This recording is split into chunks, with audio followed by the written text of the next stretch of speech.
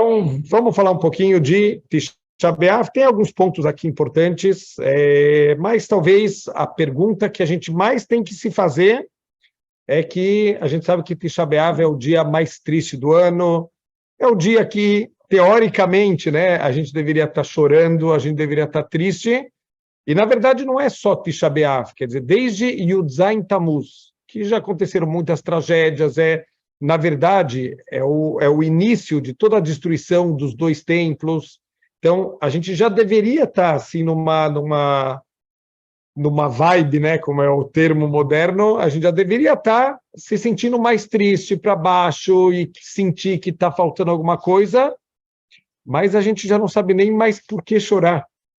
Então, teve sempre a história famosa, né, na Guerra de 67, Israel conseguiu, Baruch Hashem, conquistar o Kotel de novo, né? O Kotel estava na mão dos árabes e, em 67, conseguimos conquistar. Então, tem um filme muito famoso dos paraquedistas chegando lá no Kotel, depois de séculos que a gente não tinha contato com o nosso Kotel, e conta uma história que tinha um soldado que não era muito religioso, não era muito conectado, e tinham soldados que eram bem mais religiosos, que entendiam o que é o Kotel, quer dizer, uma parte, a última parte que sobrou do nosso templo, do nosso Beit HaMikdash. Então, os soldados religiosos chegaram lá no Kotel, eles choravam e choravam, e esse rapaz que não era religioso começou a chorar também.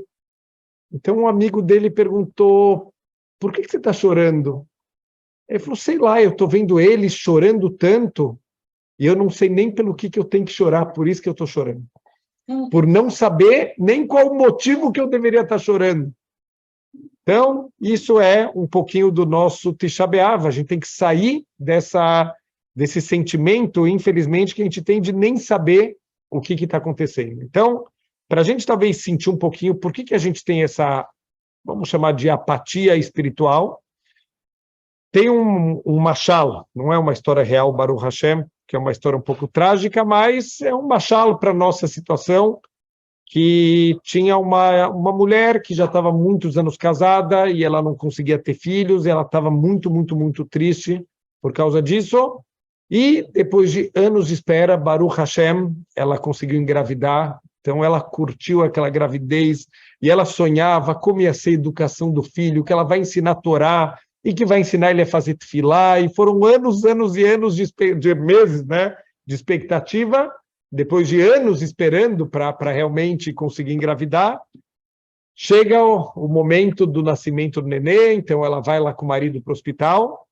e começa a passar meia hora, uma hora, o marido vê que entra médico, sai médico, ele vê que tem uma agitação que não parece muito normal, de repente um dos médicos chama ele e falou, o senhor é o marido? Ele falou, sim. Então, temos um problema. Ele falou, o que foi? Ele falou, olha, tua esposa está com muitas dificuldades no parto e chegou numa situação que a gente vai ter que escolher entre a sua esposa e o seu bebê. Não tem o que fazer. Então, a gente vai ter que escolher. E o cara falou, não, então deixa eu ligar para o meu rabino. O senhor não está entendendo. A escolha tem que ser agora, não dá para ligar para ninguém. Decide agora o que você quer fazer. Então o homem falou assim, não, como eu vou decidir, eu não posso decidir uma coisa dessa, deixa minha esposa decidir, vamos conversar com ela e ela decide. Então explicaram para ela toda a situação, e a mulher falou, olha, a minha vida inteira eu esperei por esse momento, não tem sentido eu continuar vivendo sem meu filho. Então eu abro mão da minha vida para o meu filho poder nascer. E falou, o único pedido que eu tenho é que no dia do bar mitzvah dele, que vai ser o meu yortzeit, vai ser o meu dia de falecimento, que ele faça um kaddish para a elevação da minha alma, que ele faça com kavaná, né, faça uma... E assim foi, ela fez a escolha e tiveram que realmente tirar a vida dela para poder salvar a vida do bebê. E o pai começou a criar aquela criança, e ele vai explicando para a criança, olha, sua mãe era uma pessoa muito especial, uau, como sua mãe era uma tzadek, ela abriu mão da vida dela para poder te dar vida, e aí a criança foi crescendo, até que chegou o momento esperado, o bar mitzvah do menino, que é o yortzeit da mãe. Então, o pai está naquela expectativa para escutar aquele Kaddish, e como o menino faz o Kaddish, sem emoção nenhuma, de uma maneira fria, sem sentimento nenhum, E o pai fica frustradíssimo. Falou, filho, eu estou esperando há 13 anos esse momento. É assim que você respeita a tua mãe? E o menino fala para o pai, fala, pai, eu vou ser sincero, eu queria, mas eu não tenho sentimentos por ela. Porque eu não conheci minha mãe, eu nem sei quem é minha mãe. Qual que é o Nimshal? Qual o paralelo? O Beit HaMikdash, a gente vai falar um pouquinho sobre isso daqui a pouco, mas, entre aspas, o Beit HaMikdash deu a vida dele para a gente poder continuar existindo. Chegou um momento da história que Hashem teve que fazer uma escolha. Ou eu destruo a Israel, ou eu destruo a minha casa, o Beit HaMikdash. E Hashem escolheu destruir o Beit HaMikdash para a gente poder ter continuidade, para o povo judeu continuar. A única coisa que o Beit HaMikdash, entre aspas, pediu para a gente, no dia do meu Yortzeit, no dia do aniversário do meu falecimento, da minha destruição, pelo menos chorem por mim. Só que o que a gente fala para Hashem? Hashem, mas eu nem conheci ele. Como que eu posso chorar pelo Beit HaMikdash se eu não sei o que é o Beit HaMikdash, o que era uma vida com o Beit HaMikdash? Então, toda a ideia qual é? A gente tentar entender o que a gente perdeu. E, mais do que isso, quer dizer, simplesmente a gente ficar em depressão, né? A gente ficar triste, perdemos o nosso Beit HaMikdash, vamos passar o dia inteiro chorando. O que a gente vai ganhar também com isso? Então, a ideia não é, o judaísmo em nenhum momento ensina que a gente tem que ser depressivo, que a gente tem que lembrar das tragédias. Ao contrário, o judaísmo ensina que a gente tem que bola para frente, vamos lá, vamos continuar a vida. Quantas destruições, né? Quantos massacres a gente já passou. E Baruch Hashem, nossos inimigos estão no museu e a gente está aqui, Am Israel Hai, a gente está vivo. Então, essa é a essência do povo judeu, aquela frase inesquecível que quiseram enterrar a gente, só que não sabiam que o povo judeu é uma semente. Quando enterram a gente, aí que a gente brota mais ainda. Assim, é assim que a gente vai se fortalecendo de tragédia em tragédia, a gente vai se reerguendo das cinzas e estamos aqui. Baruch Hashem, nossos inimigos já não estão mais e a gente, Baruch Hashem, continua firme e forte. Então, a ideia principal não é viver imerso na tristeza, mas sentir essa tristeza, porque dessa tristeza precisa sair alguma coisa boa. Tem que ter alguma coisa positiva dessa tristeza, dessa destruição, vai ter que sair uma construção. Quando a gente vai construir um prédio, normalmente, o que a gente faz? Tem que demolir alguma coisa antiga para construir alguma coisa nova. Então, a gente precisa dessa tristeza não para a gente ficar mal, e sim para a gente usar essa tristeza para construir alguma coisa grande para o nosso futuro. Então, para isso, eu tenho que entender o que aconteceu nessa data, por que esse dia é um dia tão triste, e o que isso tem a ver comigo. Por quê? Porque se não tem a ver comigo, então, não posso fazer nada. Mas, se depende de mim, eu anotei, interessante, 1955 anos, que foi destruído o nosso segundo Beit HaMikdash. Primeiro Beit HaMikdash ficou 70 anos destruído. O segundo já faz 1955 anos. Quer dizer, a profecia era 1000 anos. Já passamos 955 anos da data da profecia, só que é uma profecia que depende do nosso lado também. A gente tem que fazer a nossa parte. Então, na vida, a gente tem esse Yetzer Hará de estar sempre cobrando, e Deus não vai fazer a parte dele? Ó, Deus, estamos aqui esperando, e aí? Quando que você vai fazer a tua parte? Então, isso tem aquela famosa história do pai, que, além do mais, teve um filho que começou a se afastar dos caminhos da Torá, e até que chegou, estava insustentável ele continuar na mesma casa com o pai, eles começaram a brigar, e o filho falou, pai, eu estou indo embora, eu vou alugar um apartamento para mim, não dá mais, eu não quero mais ter uma vida de Torá, eu vou embora, só que eu queria te pedir, eu vou procurar um trabalho, o senhor sabe que a situação está difícil, o aluguel está caro, o senhor pode me ajudar pelo menos nos 3 primeiros meses? Eu não posso, mas com uma condição, sabe que dinheiro não cai do céu, eu te dou o dinheiro para os 3 primeiros meses com a condição que você coloque tefilim. Tá bom? Ele falou, tá bom, pai, tá ótimo. Eu vou colocar todo dia e você me ajuda.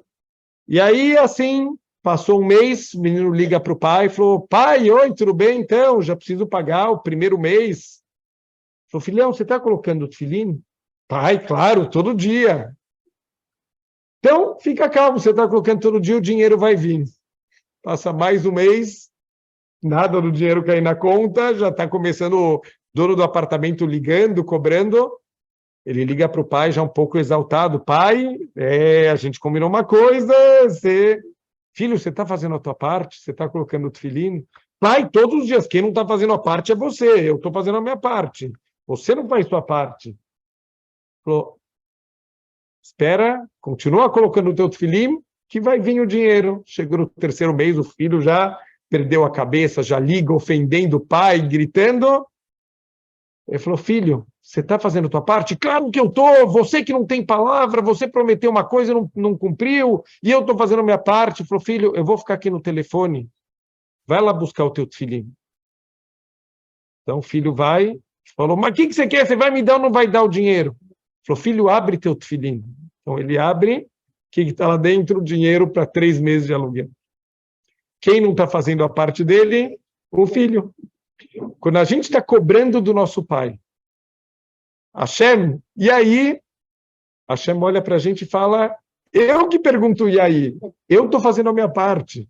Vocês estão fazendo a parte de vocês? A gente vai ver que está muito claro o que a gente precisa fazer para reconstruir o nosso Beit HaMikdash. Mas, infelizmente, a gente continua tropeçando no mesmo erro, de novo e de novo, e olhando para cima, esperando Hashem fazer a parte dele, mas a parte de Hashem ele já fez. Escutei uma vez muito interessante que todos os dias o Mashiach está na porta esperando para entrar. Ele está pronto já. A gente que não deixa ele entrar, a gente que não faz a nossa parte para ele poder entrar.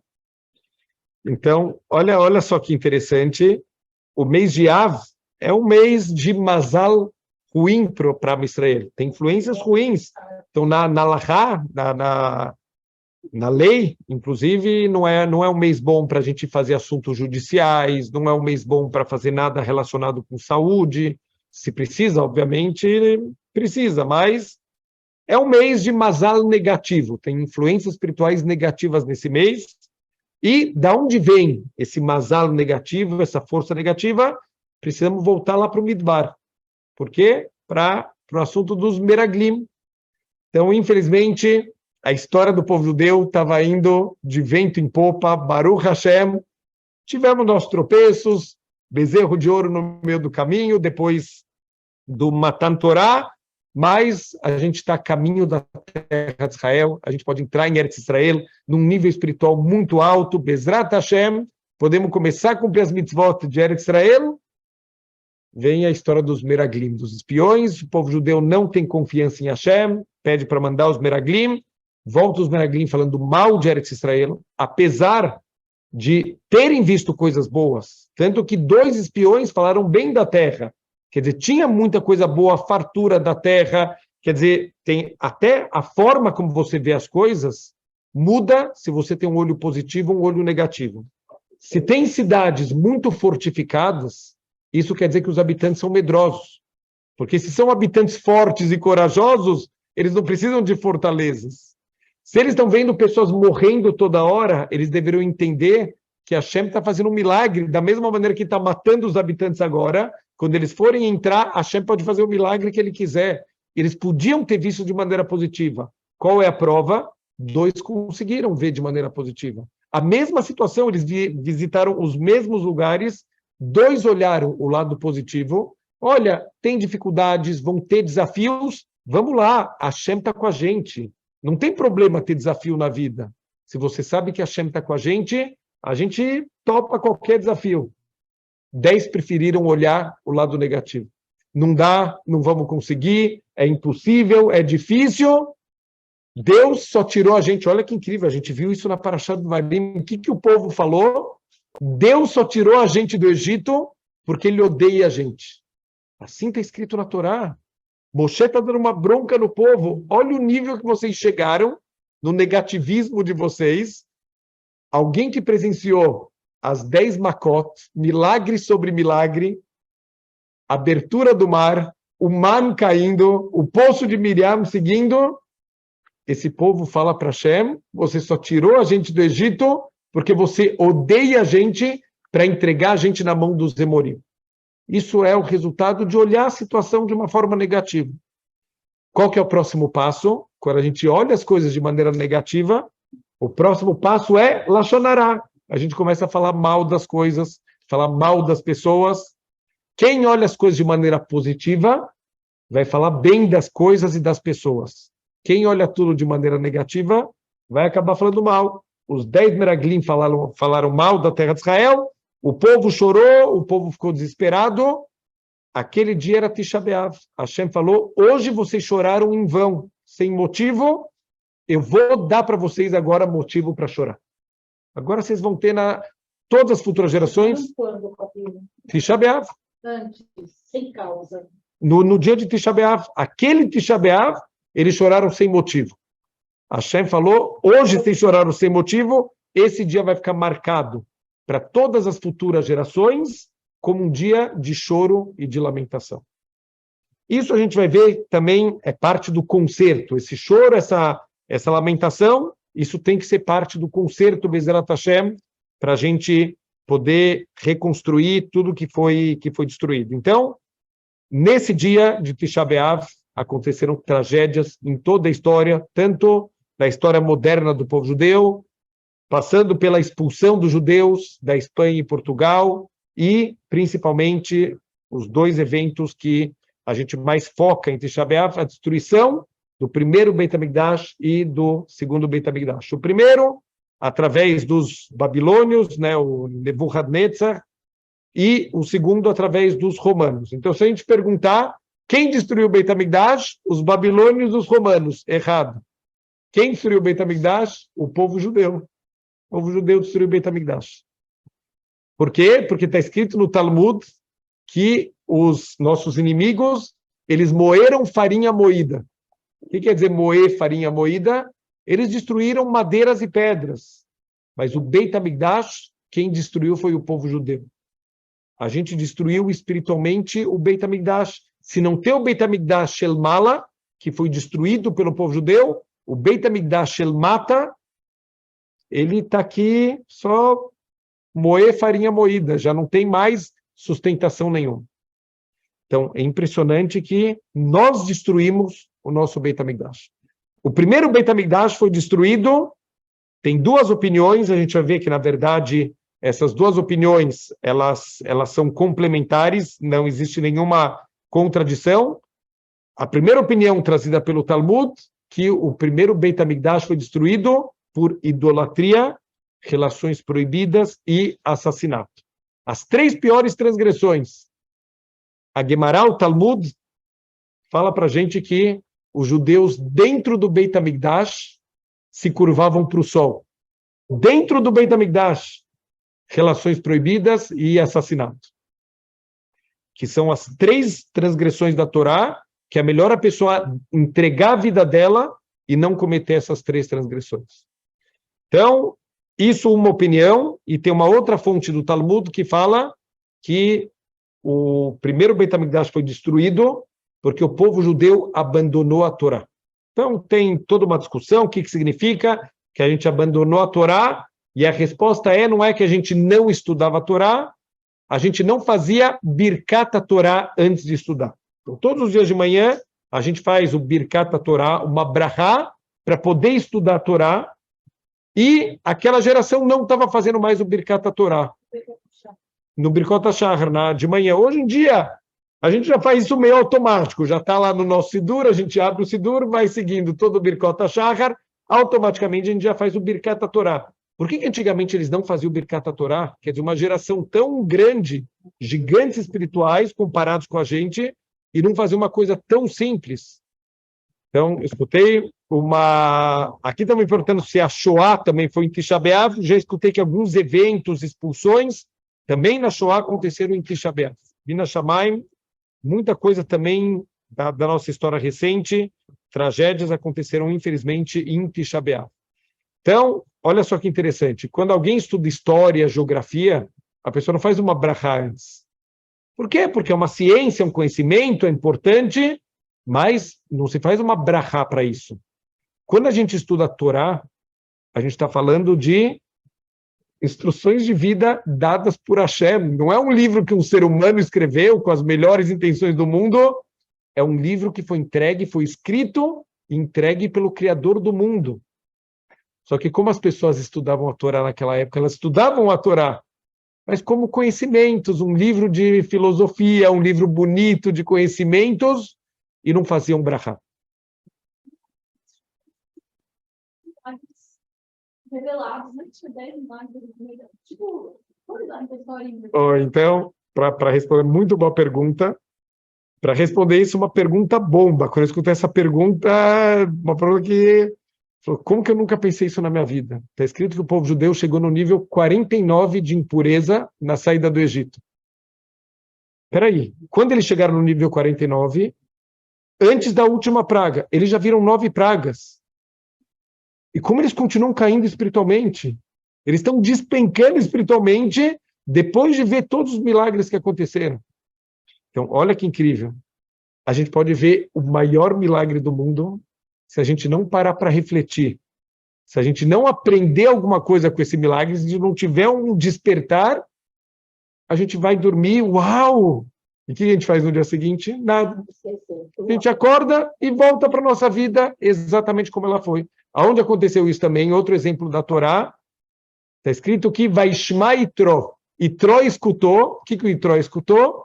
A abertura do mar e a guerra contra Amalek. Espera aí, está escrito no Midrash que todas as nações do mundo, eles também viram a abertura do mar. Então tem duas opiniões, que todas as águas do mundo abriram, e tem uma opinião que o mar, para onde vai a água? Se o mar abriu, para onde está indo a água? Ela vai se acumulando. Então foram quilômetros e quilômetros de parede, e o mundo inteiro viu aquele monumento que está acontecendo lá no meio na saída do povo judeu do Egito. Que onde atravessaram era baixa. Hoje em dia, exatamente. Mas, quer dizer, naquela época todo mundo viu. E por quê?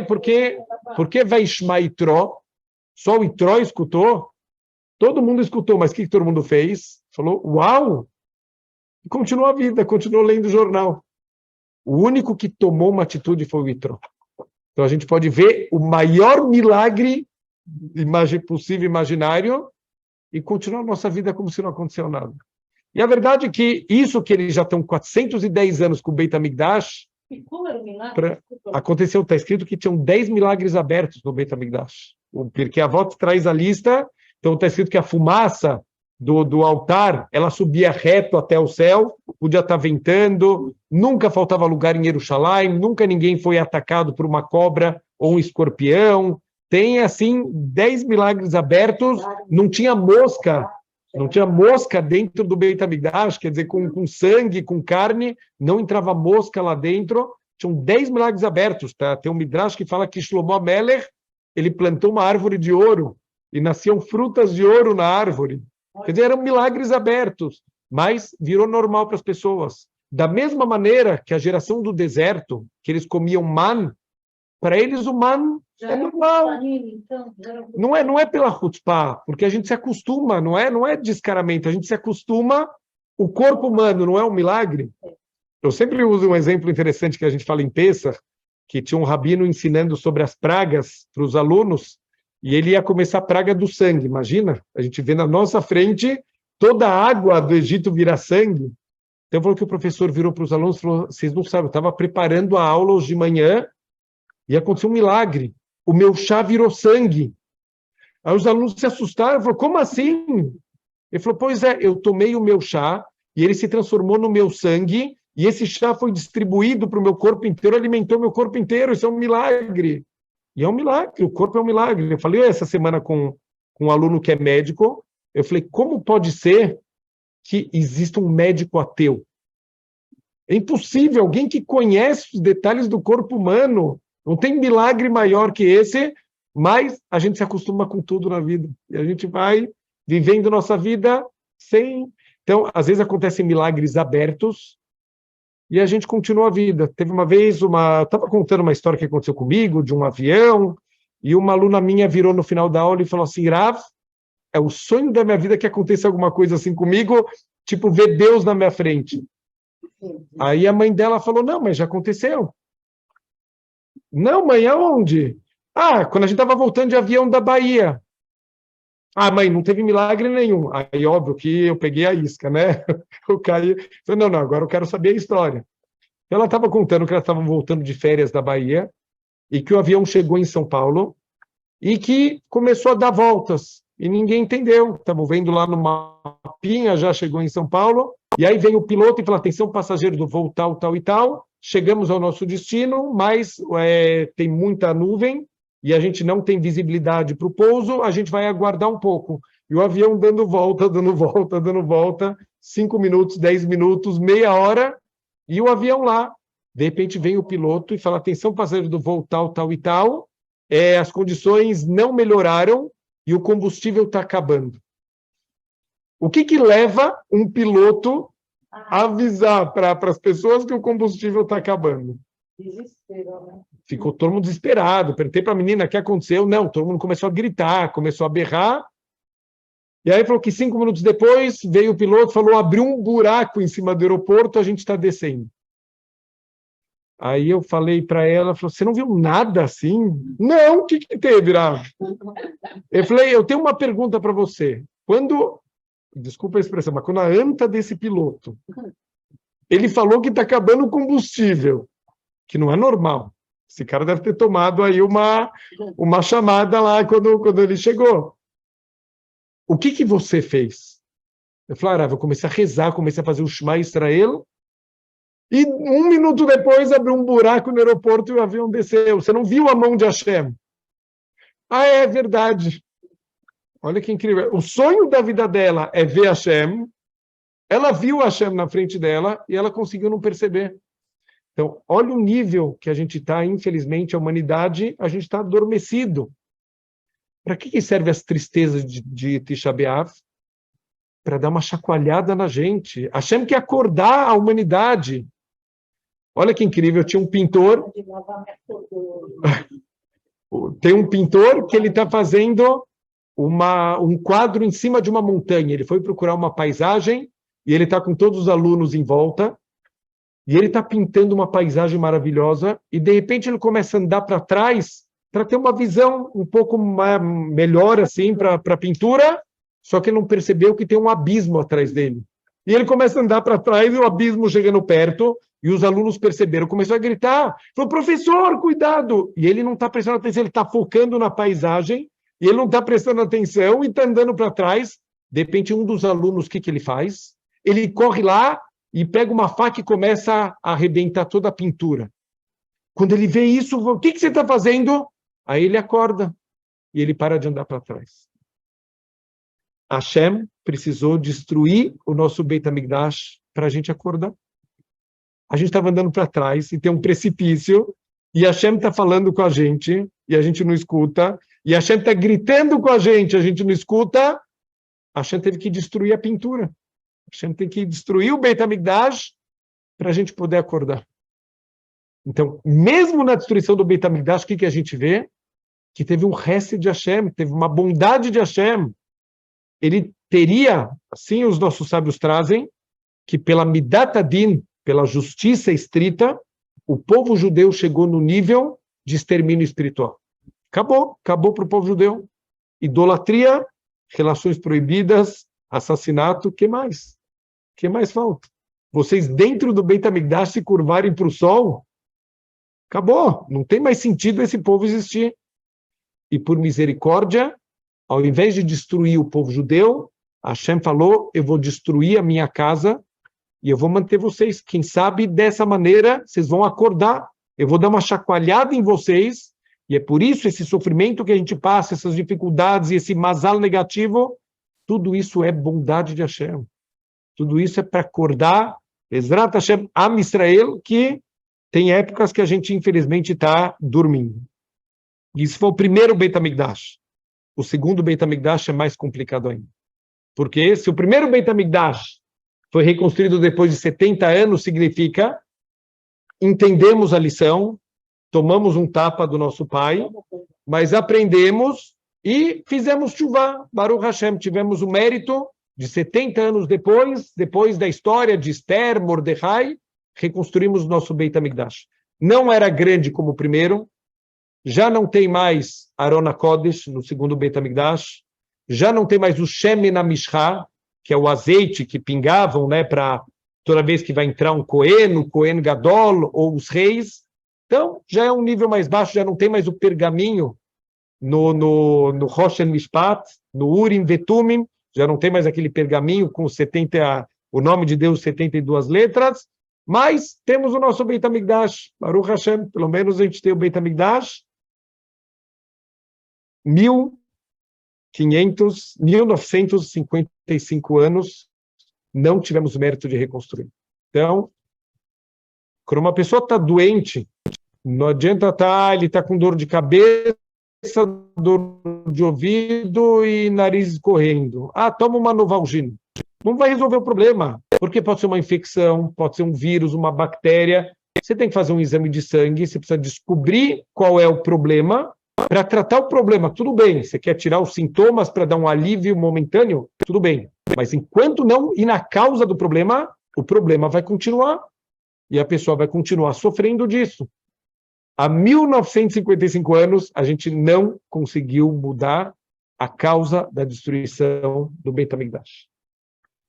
Qual é a causa do segundo Beit HaMikdash? Fala, o Talmud também tem uma aparente contradição. Em algumas fontes está falando que é o ódio gratuito, Sinat Hinam, e outras fontes está falando que é Lashon Hara. É Lashon Hara ou ódio gratuito, as duas são a mesma coisa. Quando a gente ama uma pessoa, se eu estou conversando com alguém e alguém falasse para mim, olha, eu vi a tua mãe batendo numa pessoa na rua. O que eu vou pensar? Certeza que era um ladrão. Se minha mãe está batendo em alguém, certeza que ela tem a razão. Mas se alguém falasse a mesma frase de alguém que eu não gosto, olha, o fulano estava batendo alguém na rua, eu te falei que essa pessoa não vale nada? Como assim bater alguém no meio da rua? Sinat Hinam e Lashon Hara são irmãos gêmeos, andam juntos o tempo inteiro, só tem Lashon Hara quando tem Sinat Hinam. Está escrito no Talmud Yerushalmi. O que eu tenho a ver com essa história?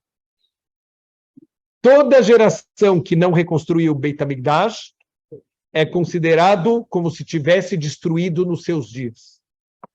Se a gente tivesse o Beit HaMikdash, a gente teria destruído ele de novo. Por quê? A gente continua com ódio gratuito e continua com Lashon Hara. E enquanto a gente não consertar o ódio gratuito e não consertar o Lashon Hara, a gente não vai ter o mérito de reconstruir o nosso Beit HaMikdash. Olha que impressionante. Talvez a primeira vez na vida que eu escutei isso, eu falei, olha, legal, mas não tem nada a ver comigo isso. Baruch Hashem, não odeio ninguém. Tem aquelas pessoas que eu não gosto tanto, sempre tem aqueles que tentam não perder a cabeça com ninguém, mas tem aqueles que fazem de tudo para conseguir, mas odiar, não odeio ninguém, não tem ninguém que eu odeio.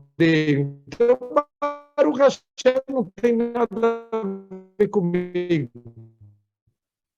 Olha que incrível, talvez foi uma da Torá, está escrito que o Yaakov, ele se casou com Leá, por engano. Ele trabalhou 7 anos para casar com Rachel, mas, óbvio que tudo isso era vontade de Hashem.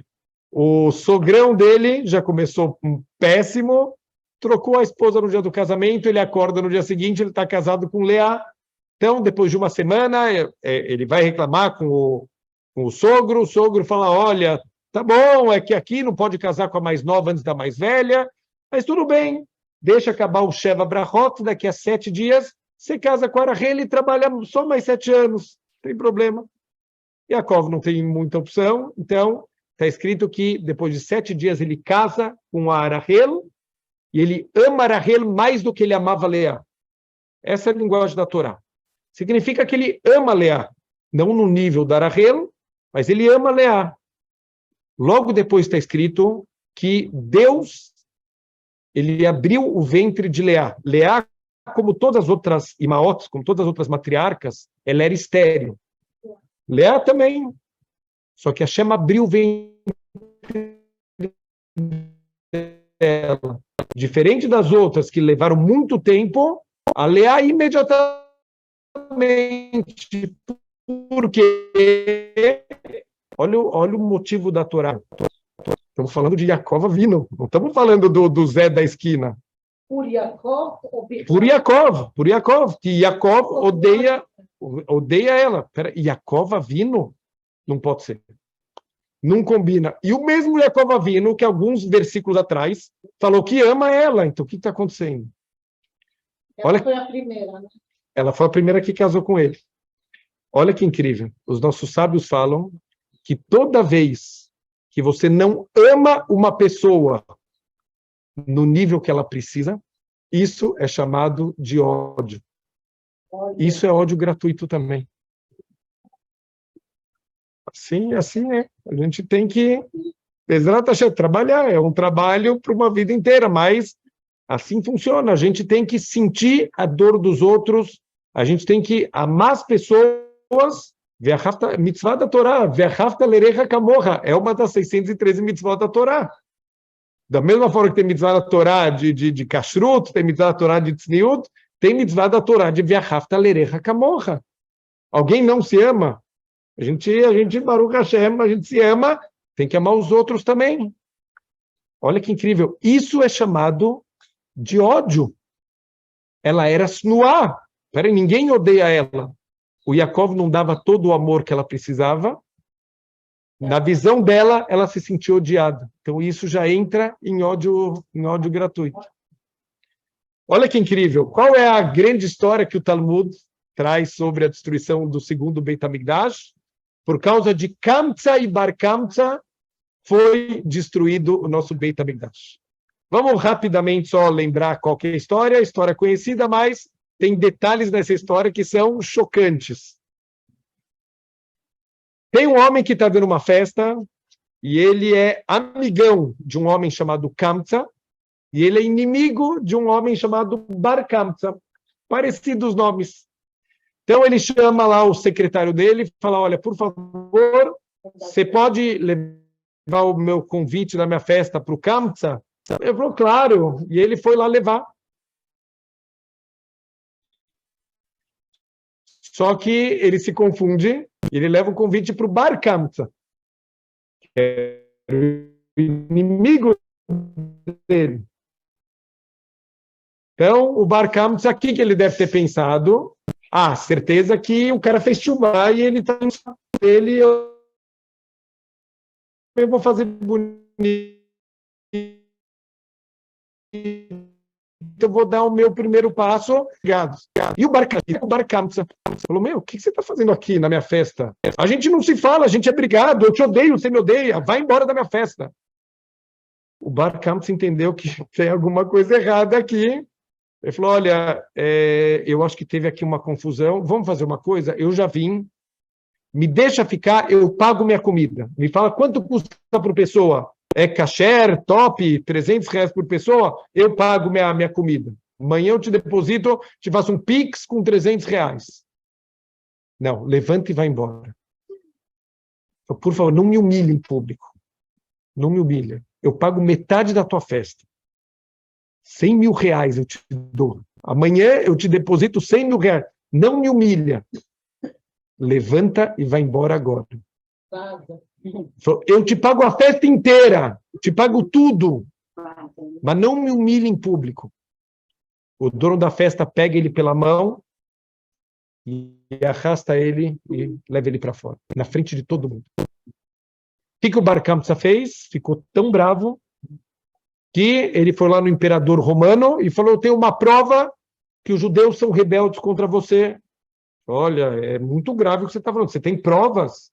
Você não pode sair acusando assim os judeus. Eu tenho uma prova. Tenta mandar um korban. Os não-judeus também podiam oferecer korbanot no Beit HaMikdash. Beit HaMikdash é um lugar universal, era para todas as nações do mundo. Se eles soubessem disso, eles nunca teriam destruído o nosso Beit HaMikdash. Porque era para eles também. Em Sukkot, eram oferecidos 70 korbanot todos os dias de Sukkot para 70 nações do mundo. Um korban para cada uma das nações do mundo. Também era rezado pela paz no mundo inteiro. Quer dizer, um lugar universal. Os não-judeus também podiam oferecer seus korbanot. Então, falou, tenta mandar um korban, você vai ver que os judeus não vão oferecer esse korban. que ele fez no caminho? Olha o nível de maldade dele. Ele fez um mum. Existem certos defeitos físicos num animal que eles não podem ser oferecidos. Só que olha a sabedoria usada para o mal. Também para os povos do mundo, que fazem até para as idolatrias, eles também têm leis de mum. Eles também não vão oferecer para o Deus deles um animal defeituoso. Mas ele fez um defeito que para os judeus era defeito, mas para os não-judeus não é considerado defeito. O que ele fez? Tem uma discussão no Talmud, se foi no lábio ou se foi na pálpebra. Que para os judeus é mum, mas para os não-judeus não é considerado um defeito. E os judeus acabaram realmente não fazendo, não oferecer esse animal, e disso começou a destruição do nosso Beit HaMikdash. Então, olha o que o Talmud ele crava, que por causa de Kamtza e Bar Kamtza foi destruído o Beit HaMikdash. Então aqui tem uma pergunta óbvia. Foi o ódio, porque ele foi lá delatar e disso começou a destruição por causa do Kamtza e Bar Kamtza. Mas qual a pergunta óbvia, uma das perguntas mais perguntadas? O que o Kamtza tem a ver com a história? O Kamtza não fez nada, ele não foi convidado, coitado, provavelmente perdeu a festa dele. Por que o Kamtza está o nome dele lá gravado na Guemará para sempre? Por causa de Kamtza e Bar Kamtza, coitado do Kamtza, não tem nada a ver com a história. O Bar Kamtza que fez, devia estar o dono da festa e o Bar Kamtza, não o Kamtza, não tem nada a ver com a história.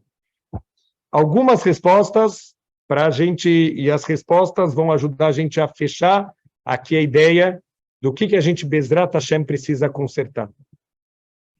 Opinião do Ben Ishai. Ben Ishai fala o seguinte, que o Kamtza, ele sim foi na festa, mesmo que não recebeu convite, ele foi na festa e ele ficou lá assistindo. Tem um Yehudi tá sendo humilhado publicamente por um amigo teu e você fica sentado, você não faz nada. Está escrito, inclusive, no Talmud, que os sábios da geração que estavam na festa não se levantaram. Como que você fica sentado vendo um irmão teu sendo humilhado, sendo envergonhado publicamente? Então, quer dizer, isso também é o ódio gratuito. Não, mas eu não odeio ele. Você odeia. Quando você vê um irmão sendo humilhado e você não levanta para fazer nada, isso é ódio, isso é sinat hinam. Segunda resposta do Marshó, essa é da gente cair da cadeira. O que é bar em aramaico? Filho. Bar mitzvah, filho da mitzvah. Kamtza e bar kamtza são pai e filho. Olha o que o Marshó fala. Marshó é um comentarista. Marshó é um comentarista da Guemará.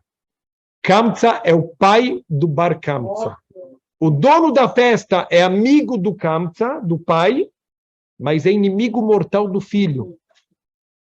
Como que você sabe que teu filho tem uma briga com um amigo teu e você não faz nada? Você não faz nada. Não. O Kamtza é o que não foi convidado. O Bar Kamtza é o filho. Então, por isso que aqui já dá para entender um pouco melhor por que o nome Kamtza também está escrito. Ele é diretamente responsável pela destruição. Você não fez nada. Você sabe que está tendo ódio e você podia ter feito alguma coisa porque é um amigo teu e é o teu filho envolvido e você não faz nada. Tem uma terceira opinião que também que concorda que ele era o pai do Bar Kamtza. O Kamtza é pai do Bar Kamtza, só que ele não foi na festa. Se ele tivesse ido na festa, ele ia intervir. Ele falou, olha, vamos deixar tudo tranquilo, vamos fazer paz, vamos botar panos quentes aqui. Certeza que o pai não vai ver o filho sendo humilhado publicamente e ficar sentado. Por que aconteceu isso? Porque o Kamtza não foi. Por que o Kamtza não foi? Porque não foi convidado. Espera aí, mas se você é amigo do dono da festa, vamos imaginar, um dos seus melhores amigos vai casar. E não chegou o convite de casamento na sua casa. Você não vai entender que aconteceu alguma coisa? Vai lá pelo menos para dar um mazal tov. Olha, não recebeu o convite, não sei porquê. Pelo menos vai lá e dá um mazal tov. Ou de bico. Se você gosta da pessoa, você vai entender que aconteceu alguma coisa. O Kamtza, ele não foi por quê? Porque ele é mesquinho. Já que ele não recebeu o convite, entregue numa bandeja de prata por um mordomo vestindo luvas, ele não foi na festa. Se ele tivesse ido, não ia acontecer nada. A mesquinhez do Kamtza que causou tudo isso. Ser mesquinho, olhar as coisas com a cabeça pequena, não julgar para o bem. E, por último, essa vocês não vão acreditar. Na verdade, quem era brigado? O Kamtza com o Bar Kamtza.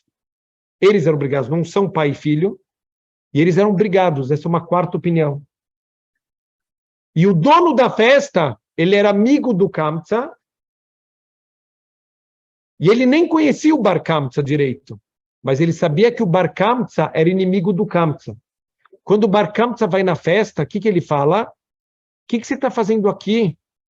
Você não é inimigo do meu amigo? Então você também é meu inimigo.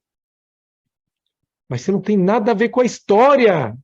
A briga é entre os dois. O que você está comprando a briga dos outros?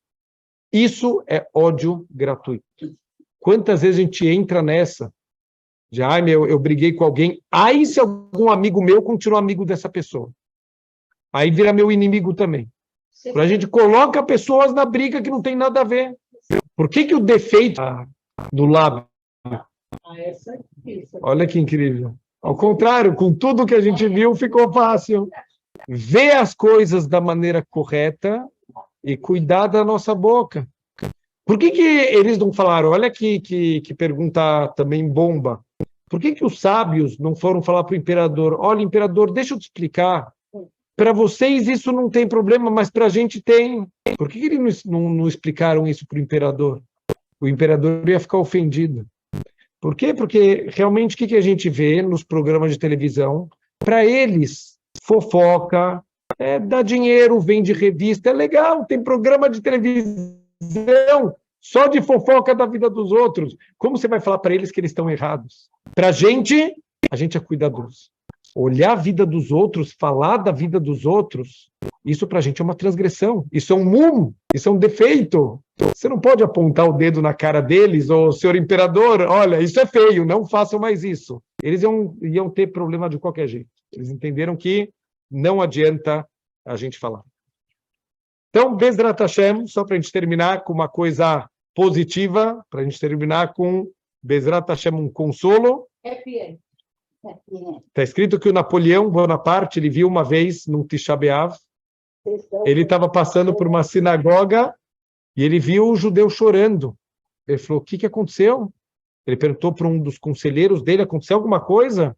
Por que os judeus estão chorando tanto? Ele falou, hoje é o dia de Tisha B'Av, é o dia que o Beit HaMikdash foi destruído. Sério, nem escutei nada. Quando foi esses dias? Nem escutei nada sobre isso. Falei, não, faz mais de 1000 anos.